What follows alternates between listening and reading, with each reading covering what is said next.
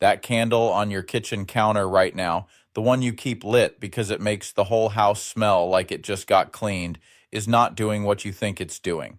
I spent 6 weeks going through safety data sheets, ingredient disclosures, and independent lab studies on the air freshener and candle industry, and 10 brands came out of that research. 5 of them you need to stop buying today.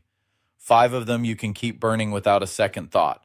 And I'll tell you right now, at least 3 of the 5 bad ones are sitting in this country's biggest home goods stores this week, and a lot of you are not going to like what I found in your living room. Let's start with the name almost everyone in America grew up with. Number 1 is Yankee Candle, and the subtitle for this one is The Private Equity Flip. In 1969, a 16-year-old named Michael Kittredge melted down crayons in his mother's kitchen in South Hadley, Massachusetts, because he didn't have enough money to buy her a Christmas present. The scent was good enough that a neighbor offered to buy the leftover wax puddle instead of the crayons themselves. Kittredge kept pouring candles in his parents' garage, then in a barn, and by the 1990s, Yankee Candle had grown into the largest candle manufacturer in the country, built entirely on the idea of a New England hometown smell in a jar. Here's where the story turns. In 2007, private equity firm Madison Dearborn Partners reportedly bought Yankee Candle for close to $1.4 billion. Private equity firms do not acquire beloved American brands because they love the smell of balsam and cedar. They acquire them because a company with 40 years of brand loyalty and predictable repeat purchases is one of the easiest things in retail to squeeze for margin. 6 years later, in 2013, Yankee Candle was sold again, this time to Jarden Corporation for a reported $1.75 billion. Jarden merged with Newell Rubbermaid in 2016 in a deal valued at roughly $15 billion, and today Yankee Candle sits inside Newell brands alongside Rubbermaid containers, Sharpie markers, Coleman coolers, and Graxo car seats. In plain language, the company that decides what your living room smells like is the same corporate parent deciding how your baby's car seat is molded. Now look at what's actually in the jar. Most Yankee Candle products list their wax as a paraffin wax blend, and paraffin is a petroleum byproduct, the same base material used in motor oil refining. When paraffin burns, independent researchers, including a widely cited study out of South Carolina State University, found it can release benzene and toluene into indoor air, both compounds the American Cancer Society lists as concerning at sustained exposure levels. The scent itself is listed simply as fragrance, a single word that under the Fair Packaging and Labeling Act can legally hide dozens of individual chemical compounds. Because fragrance formulas are protected as trade secrets, you are allowed to know it smells like fluffy towels. You are not allowed to know what's actually producing that smell. Here's the test that proves the difference. Burn a Yankee Candle next to a white ceramic plate for 4 hours, and you'll see a visible gray-black soot ring form on the plate's surface. That soot is airborne particulate matter, and it's landing in your lungs the same way it's landing on that plate. You blamed the wick, you trimmed it shorter, you switched rooms. The problem was never your technique, it was petroleum wax marketed as nostalgia. That garage in South Hadley became a line item in a $15 billion merger, and the guy who melted crayons for his mom has nothing to do with what's on your shelf anymore. Number 2 is Glade, and I'm calling this one the legal loophole, because everything about it is technically allowed and still worth questioning.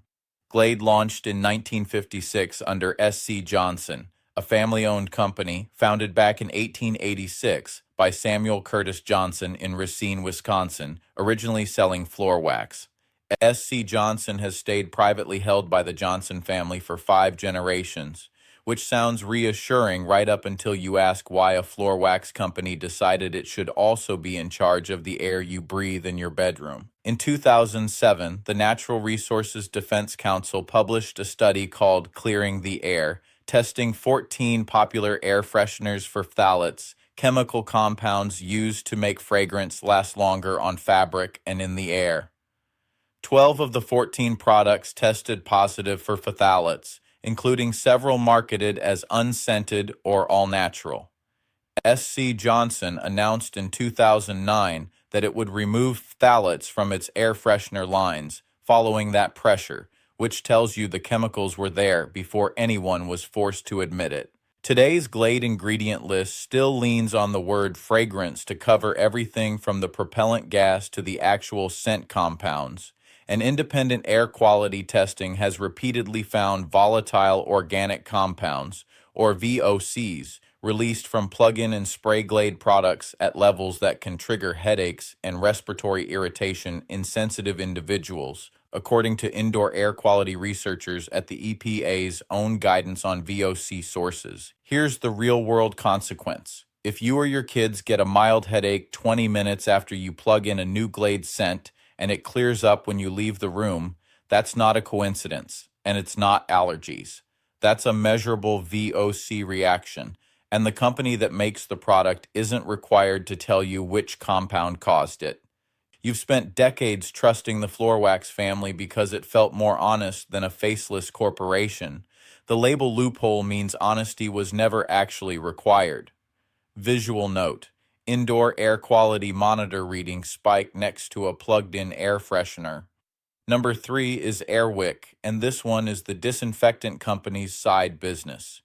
Airwick has been through several owners, but since 1985 it has belonged to Reckitt Benckiser, a British consumer goods giant formed from a 1999 merger between Reckitt and Coleman and the German company Benckiser. Reckitt Benckiser's biggest, most profitable product line isn't fragrance at all. It's Lysol. That means the company deciding what essential mist your bedroom breathes is the same company built its entire modern identity around killing germs with bleach-adjacent chemistry. Disinfectant companies do not acquire air freshener brands because they love scented oils. They acquire them because a household already buying your cleaning products is a household that will trust your fragrance products too, and cross-selling under one umbrella brand is far cheaper than building consumer trust from scratch. Airwick's essential mist diffuser oils list ingredients as isopropyl alcohol, fragrance, and various propylene glycol derivatives.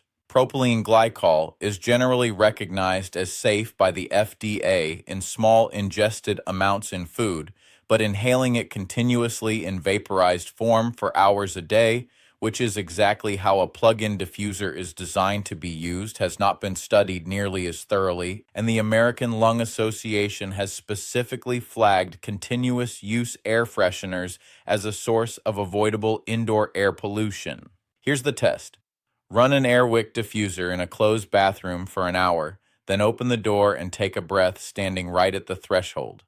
That thick, almost sweet wall of air hitting your face is aerosolized propylene glycol and fragrance compounds sitting in a space with essentially no ventilation, and you're inhaling it every single time you walk in. You bought Airwick because it felt gentler than a spray. The parent company just decided disinfectant customers made good fragrance customers too, and gentleness was never actually part of the formula. Number 4 is Bath & Body Works, and I'm calling this the mall store that went public. Leslie Wexner built Bath & Body Works in 1990 in New Albany, Ohio, as an offshoot of The Limited, selling affordable, mall-accessible personal care and home fragrance to middle America at a time when luxury candles felt out of reach for most families. For 30 years, it stayed part of the same retail parent, eventually renamed L Brands. Then in 2021, Bath & Body Works spun off as its own standalone public company, which meant it now answered directly to shareholders and quarterly earnings calls instead of an internal retail portfolio. Publicly traded companies don't optimize for the best possible candle.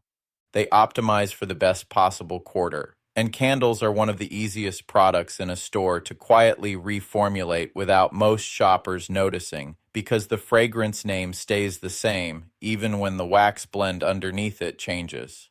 Bath & Body Works 3-wick candles list their wax as a paraffin soy blend, not pure soy, despite soy-forward marketing language on the label.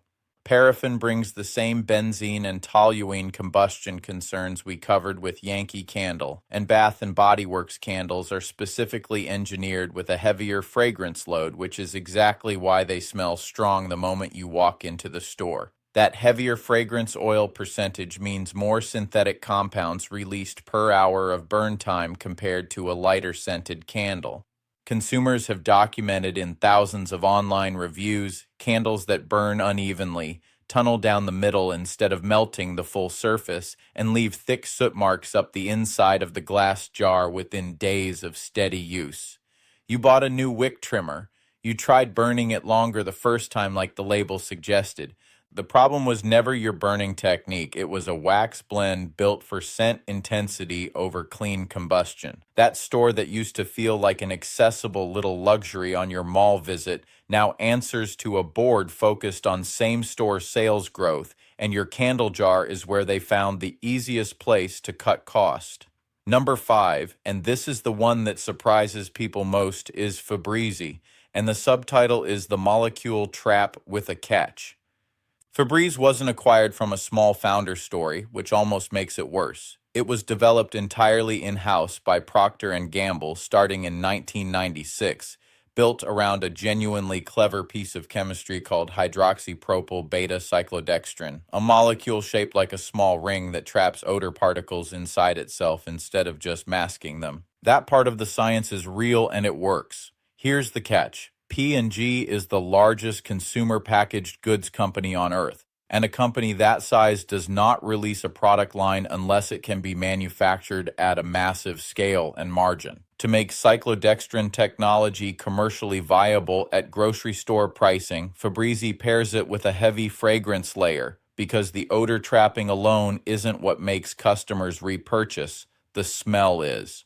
That fragrance layer includes compounds that have shown up on independent lab tests as containing acetaldehyde and other VOCs at levels the Asthma and Allergy Foundation of America has specifically flagged as a trigger for sensitive users.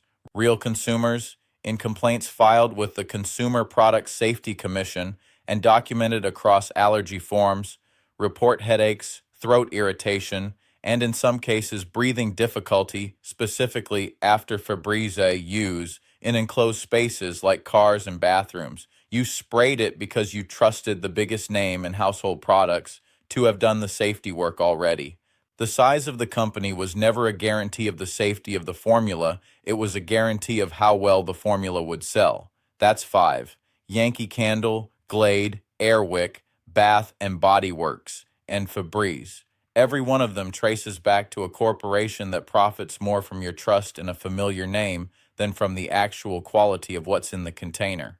Now that we've covered the 5 you should walk past, let me show you the 5 that are actually worth bringing into your house. Number 1 is PF Candle Company, founded in 2008 by Kristen Pumphrey out of a small studio in Los Angeles. It stayed independently owned as it grew, and every candle is still hand-poured in small batches. The ingredient list is soy wax, cotton wick, and phthalate-free fragrance, and essential oils. 4 items total, no fillers, no undisclosed additives.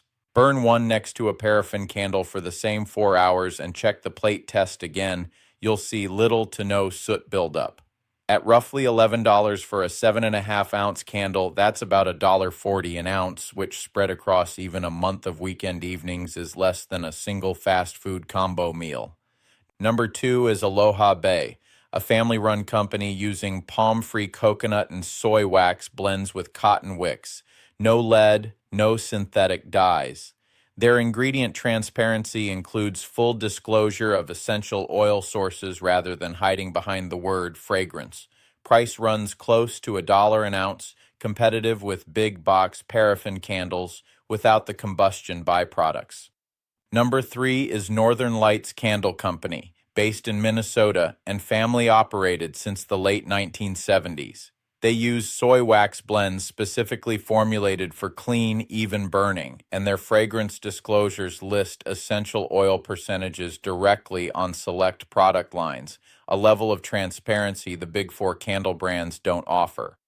Number 4 is EO Products, founded in 1994 in Marin County, California by Susan Griffin Black and certified as a B Corporation, meaning it meets independently verified standards for environmental and social responsibility, not just a marketing label. Their room sprays use USDA certified organic essential oils instead of the word fragrance, and you can find the exact botanical source of every scent compound listed on their site. Number 5 is Otherland, a newer independent candle brand that publishes full ingredient percentages for every product, uses coconut soy wax blends, and lists specific essential oils by name rather than hiding behind proprietary fragrance blends. It costs more per ounce than the Big Four, roughly $2 an ounce, but spread across a household that burns 2 or 3 candles a month, that's a difference of a few dollars, not a real budget decision, just a habit worth breaking. The candle and air freshener industry is counting on the fact that you've never actually read the ingredient panel on the bottom of the jar, because nostalgia and brand recognition have always done the selling for them.